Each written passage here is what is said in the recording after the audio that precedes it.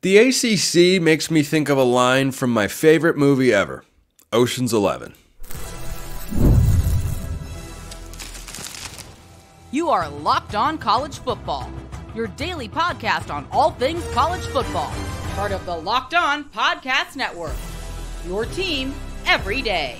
Welcome, everybody, to another episode of Locked On College Football. I'm your host, Spencer McLaughlin. Thank you so much for making this your first listen or your first view every day. Part of the Locked On Podcast Network, your team every day, and your daily source to stay up to date with the biggest stories in the greatest sport on planet Earth.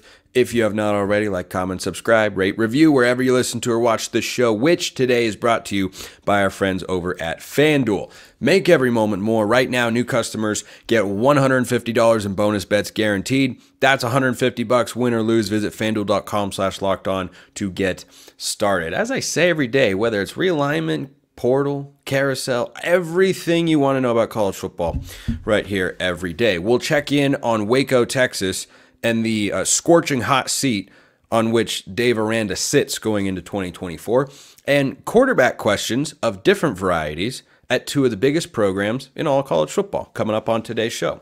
But we start with the ACC.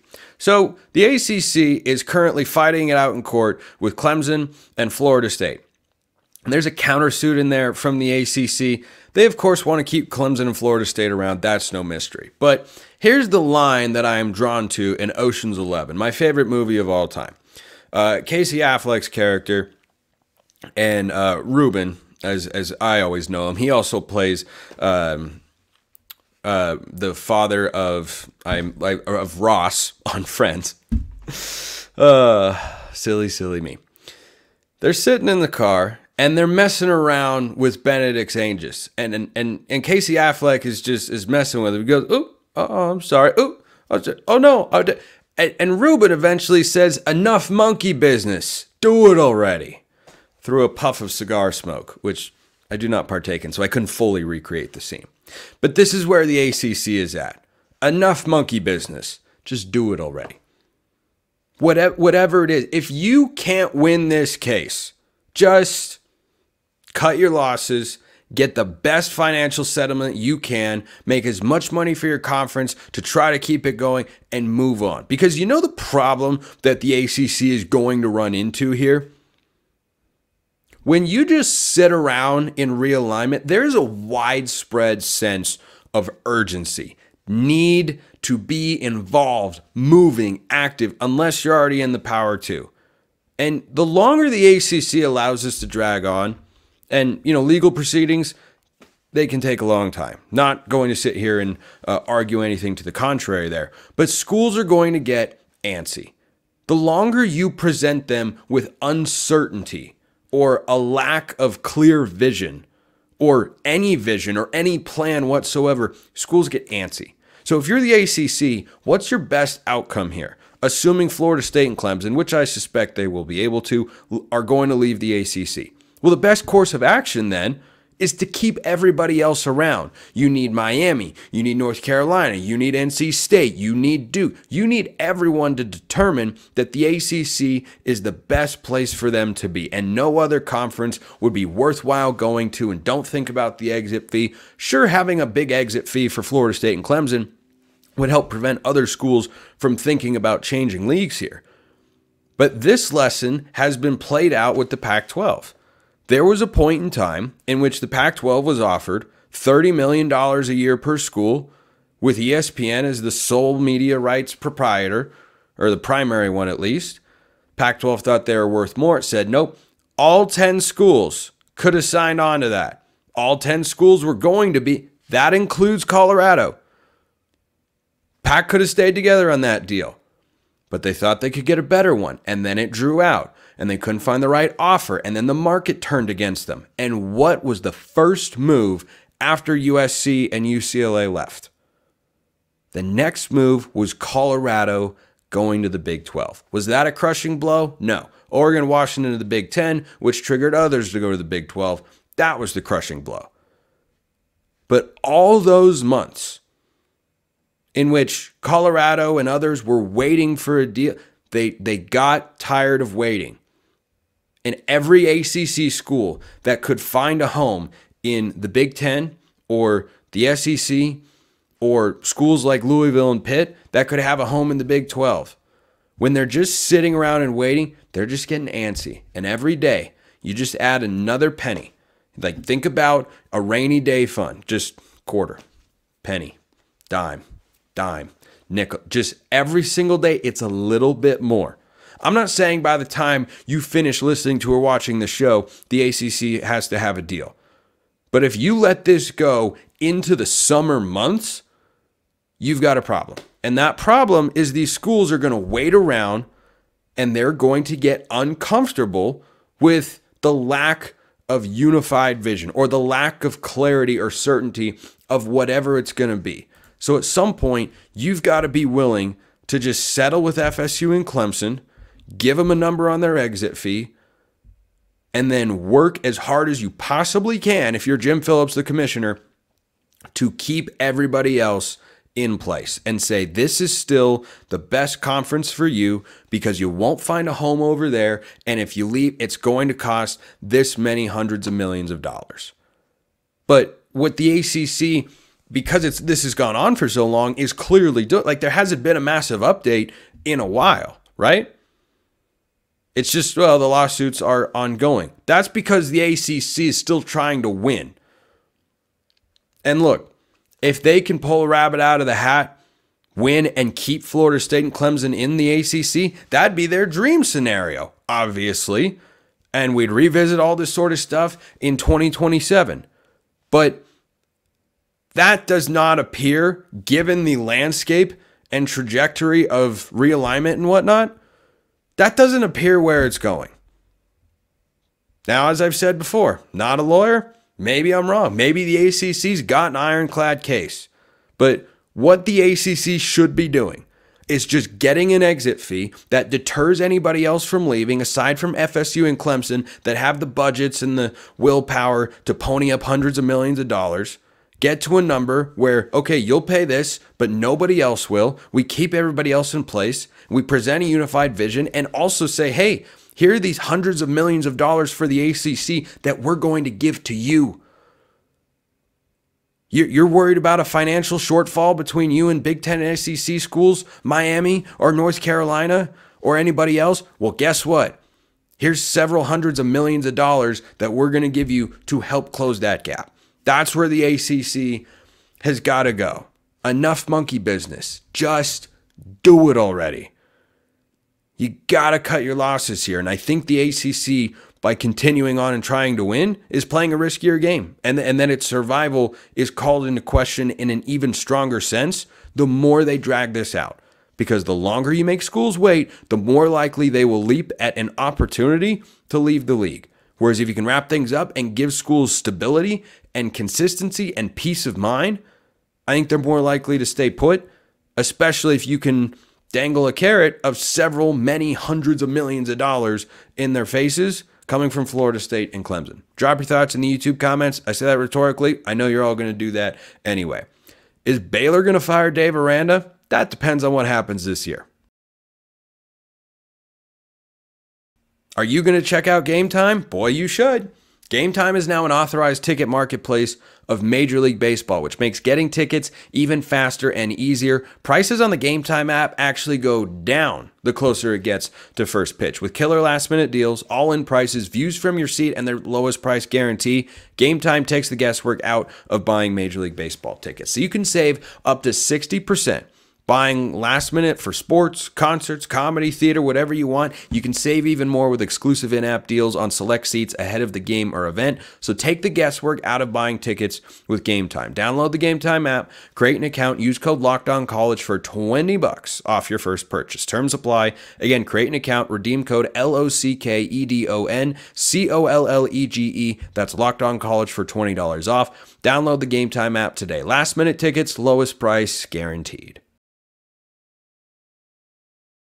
One of the hottest seats in the coaching carousel in all of college football. It's in Waco, Texas with Dave Aranda. Cam Stuart, Locked On Baylor, joining me here on the show. Before we get to spring football and what to watch for with the Bears, is that seat as hot as it appears?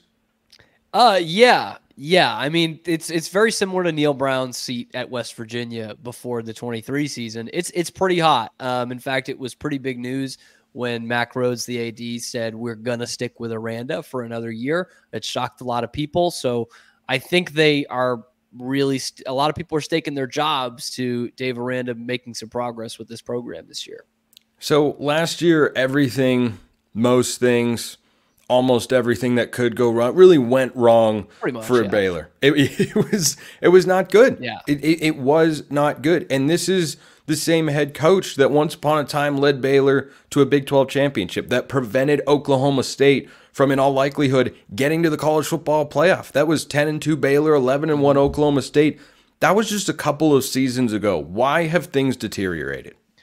Yeah, and honestly, it's a great question, because I think the way we look at it now in hindsight was Dave Aranda was winning with still a lot of Matt Rule's guys. That was Aranda's second year in Waco, a ton of seniors on that team who had started to get playing time under Rule and kind of perfected their craft in that 21 season, which, yeah, wasn't that long ago.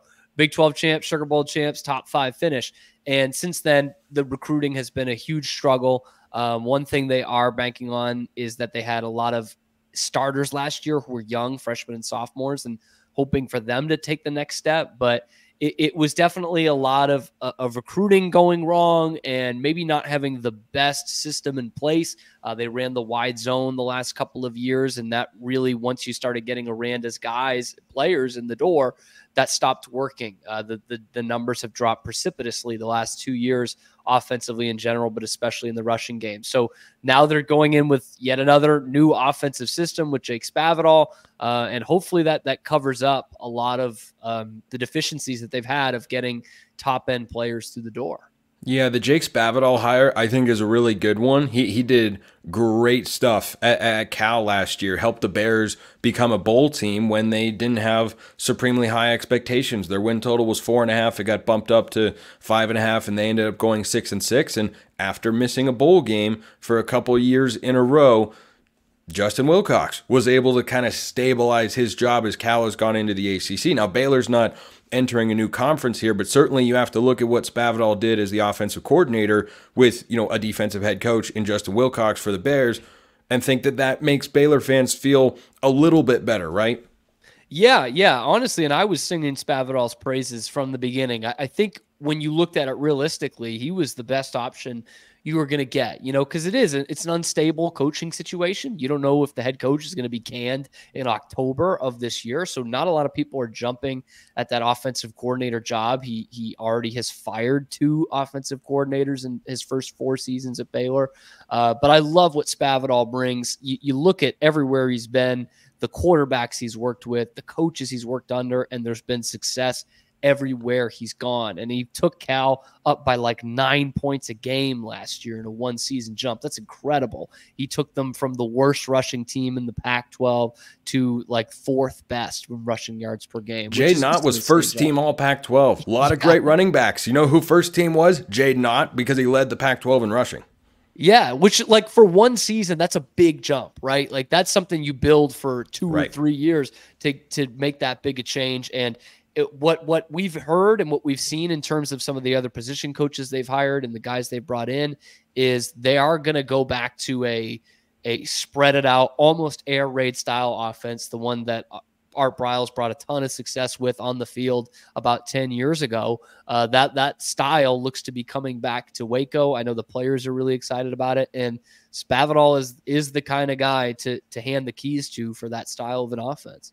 Yeah, so for Baylor going into this year, their win total, according to our friends at FanDuel, is set at 5.5. And there are new quarterbacks, and there's a little bit of a back and forth with who could be the starter for the Bears this year. But before we jump into that, Cam, how many games does Dave Aranda have to win to be Baylor's head coach in 2025?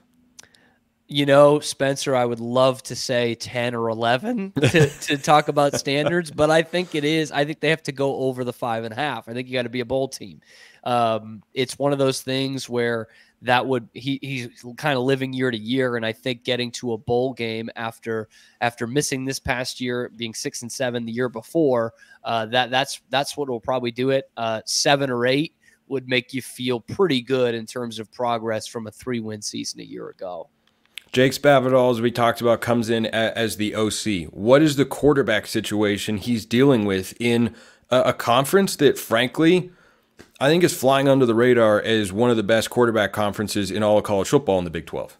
Yeah, especially after having kind of a down year a little bit last year, and especially when you look at going into the draft. But in terms of the Baylor situation, it's still up in the air, but the smart money is on Daquan Finn. He transferred in through the portal in January, and he is the former MAC Player of the Year, had all kinds of success at Toledo, which I know is a step down from the Big 12, but a tremendous athlete. Really makes a lot of something out of nothing kind of plays. And so he is the odds-on favorite. There is Sawyer Robertson, who transferred in from Mississippi State before last season, kind of got thrown into the fray a little bit, had some bright spots during the season, but was the backup the whole year. And this offense certainly suits him more than the wide zone did last year. So I'm leaning towards Daquan Finn, who is a scrambler, good deep ball thrower. Dave Aranda called him, an 11th guy you have to defend, which not all quarterbacks are. I mean, even some of the good ones don't get out of the pocket. You need to key on them all the time. But Daquan Finn is that, and that's who I expect to be Baylor's starter. Next Saturday, April 20th, is Baylor's spring game in Waco. What are you watching for most in that game?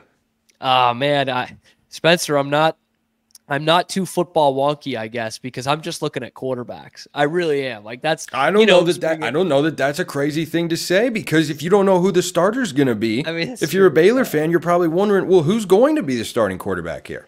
Yeah, and what's funny is a big point of concern for them is each line, offensive and defensive line, and I just don't know that you learn a lot about that in a spring game. Obviously, there's not many negatives in a spring game. You're usually taking away positives. So I'm just looking at who is going to command an offense, and we were doing it last year too.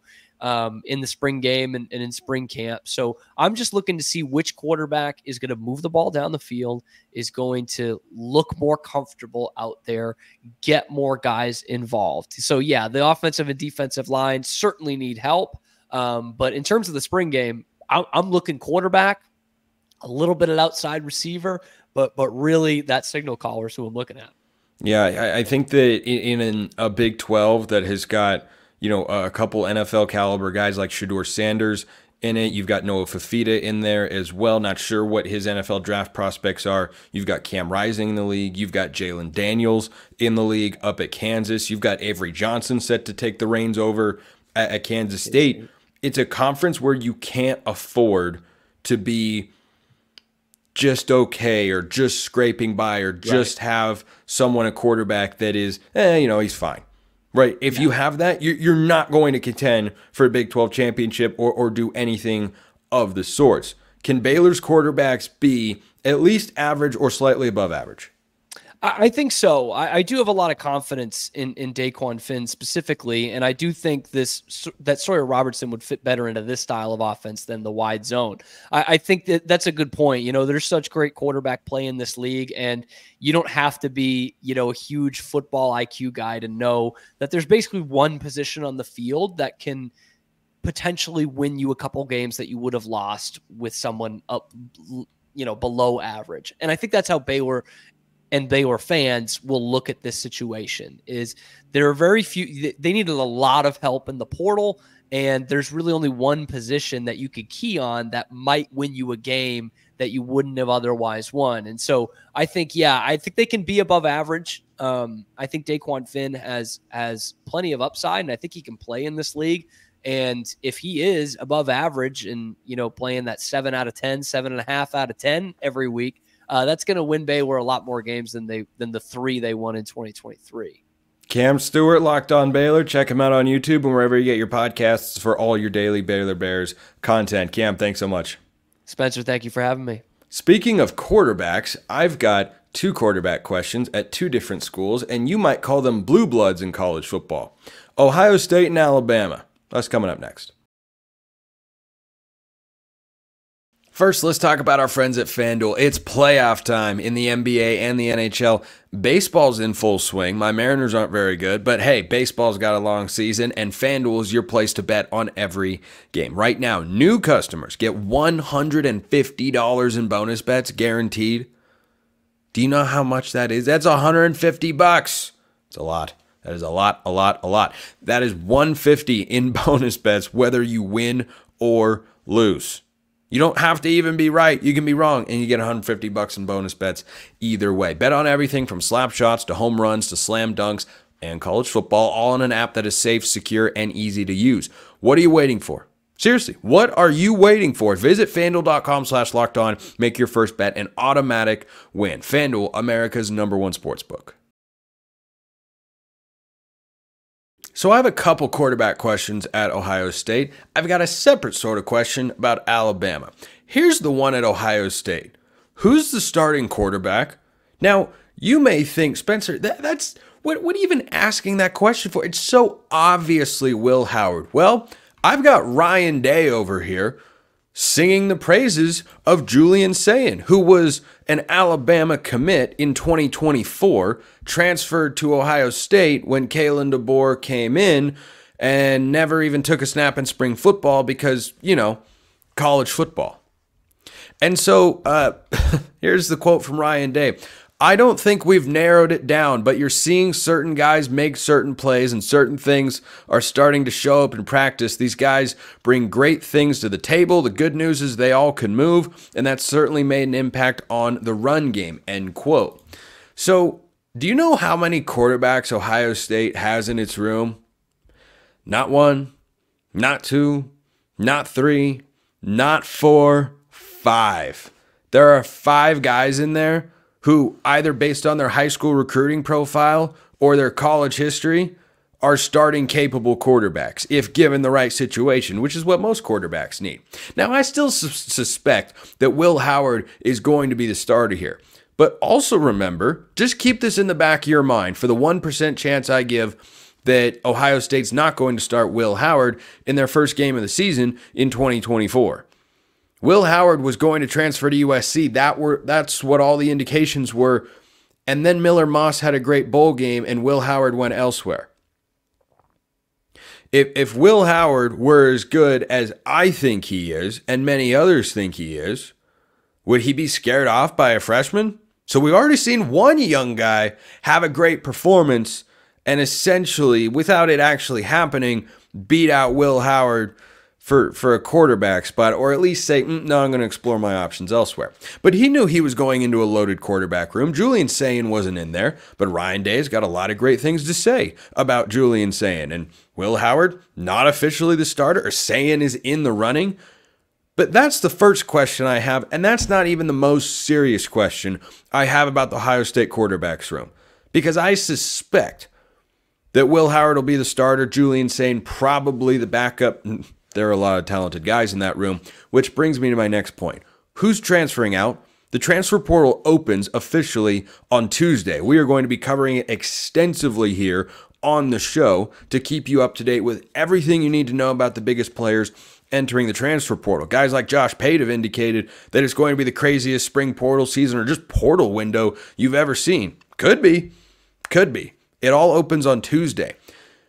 5 quarterbacks. There are 5 quarterbacks on Ohio State's roster that have got starting caliber potential.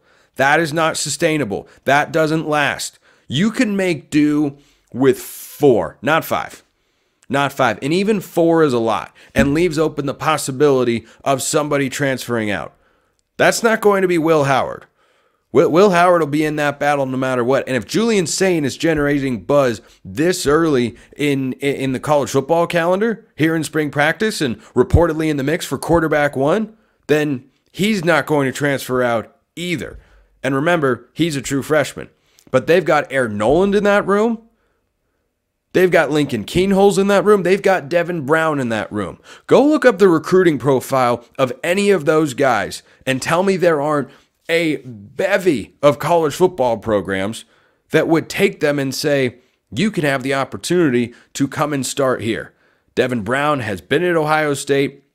Lincoln Keenholz as well, and Aaron Nolan is the new guy in the room with Julian Sayin. Well, they've all got a supreme amount of talent, and as Ryan Day said, they all move pretty well, which should be kind of a new aspect to Ohio State under Ryan Day. You think JT Barrett, of course, Cardale Jones. Ohio State's had mobile quarterbacks in the past, but Ryan Day likes to keep his guys in the pocket. The C.J. Stroud, the Dwayne Haskins approach. Kyle McCord wasn't a big runner last year. That's an interesting note to follow. But I would be more than a little surprised if at least one of those guys doesn't hit the portal come Tuesday.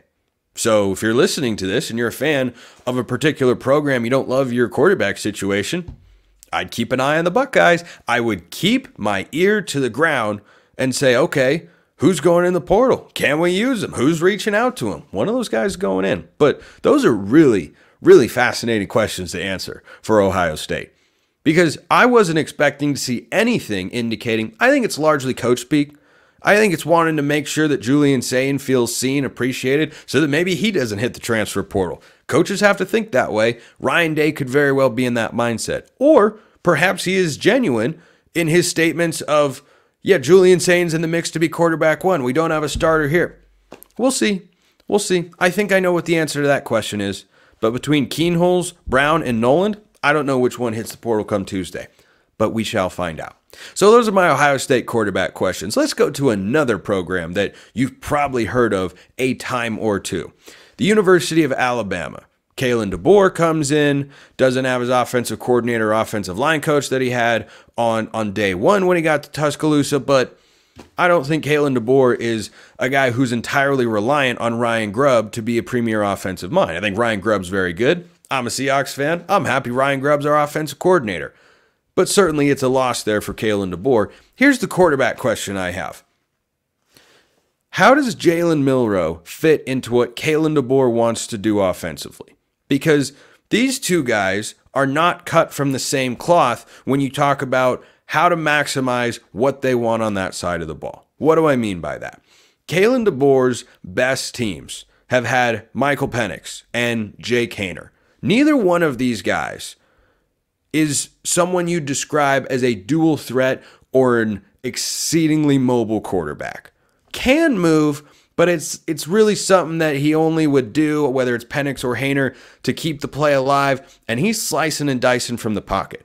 That's the Kalen DeBoer offense. Now, can Jalen Milroe, with Kalen DeBoer, who's the best offensive coach he's ever had in his college career, can he get better as a pocket passer? Yes, he can. But my question is whether this is not a doubt, just to be clear, those in the YouTube comments, this is a question. Does Jalen Milroe adapt to Kalen DeBoer's style of play, or does Kalen DeBoer adapt to Jalen Milroe? Because when you watch Jalen Milroe play last year, and he got dramatically better over the course of the year. Remember, he was benched early in the season because he kept throwing the ball to the wrong team, most notably a couple times in the Texas game. He improved a lot. But how did he improve in that Bama offense?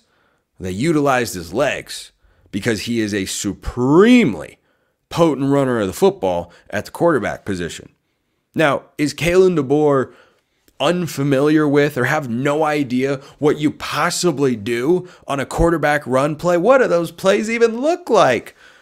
No, it's not something that's a foreign concept to him. It's just not something that he's accustomed to having be a feature of his offenses when he looks at who is behind center. That's not what he has always seen. That's not what he has wanted. Now, maybe there's a little bit of give and take in both directions. I don't think this is a combative element to Alabama's offense this year. I think it's a stylistic question. How often does Kalen DeBoer want to run Jalen Milroe? How often will Jalen Milroe allow for DeBoer's long shots down the field to develop versus take off and run in the pocket? Does that frustrate Kalen DeBoer? You look at Russell Wilson and Sean Payton in Denver, and I think there are some similarities there. Payton likes to scheme the offense, design it to go here. The difference is Milroe can, see a lot better over the line of scrimmage than Russell Wilson can. But Russell Wilson wants to freelance a little more. He wants to ad-lib. His best plays in his heydays as a Seahawk often came outside the pocket.